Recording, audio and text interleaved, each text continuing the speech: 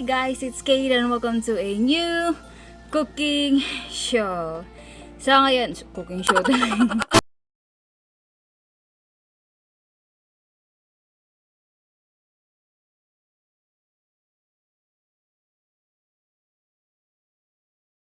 Welcome to a new cooking vlog. Sa today's cooking vlogs, I mean, ang recipe na niluto natin ngayon ay, teka, ano kasi yan? Yan, sisig sardines. So, diba? Ang galing ko. Lahat ng uri ng sisig na delata is ginagawa ko na beshi, wow. So, tinatawag ko tong sisig sardines. So, tara na, lutuin na natin para matry nyo na rin.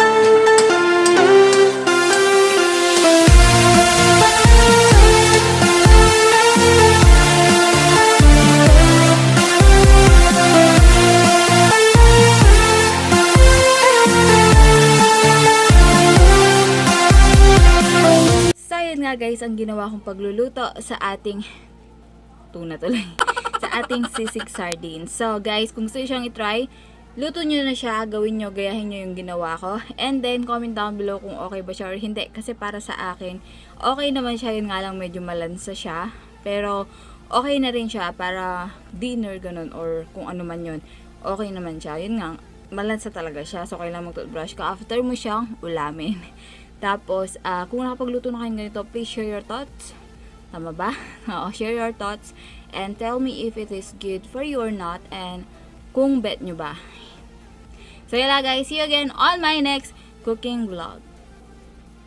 1, 2, 3. I've been running from the pain, trying not to feel the same, but it's a shame that we miss again.